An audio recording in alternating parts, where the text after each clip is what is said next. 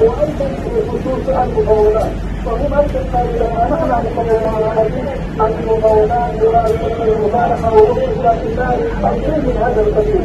فلنا نهم ثلاثه الاطراف هذه الاماكن الحكوميه مثلا الحكوميه وهذه المؤسسات من كل امانه المستشفى الرئاسي.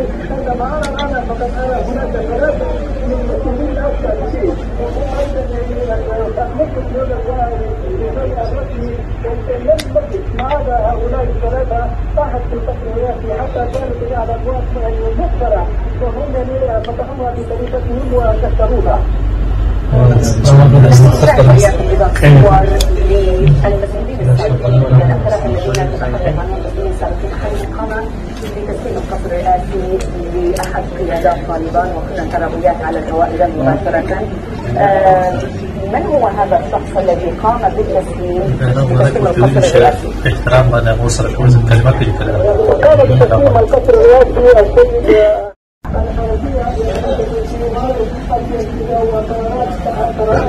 وايضا بخصوص المطولات. وهم ايضا نحن عن المطولات والمبالغه والاستثمار او شيء من هذا القبيل.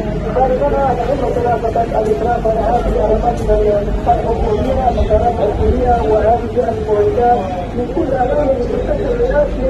ان معنا الان فقد هناك ثلاثه من مسؤولين اكثر شيء وهم ايضا تحملت هذا الظاهر بشيء الرسمي لم نجد ما عدا هؤلاء الثلاثه صاحت في القصر الرئاسي حتى كانت على الابواب المخترع وهم فتحوها بطريقتهم وكسروها.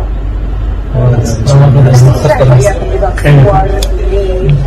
السابقين من الأطراف الذين تتحدث عنهم المسؤولين السابقين حين قام بتسليم القصر الرئاسي لأحد قيادات طالبان وكنا ترابيات على الهواء إذا مباشرة.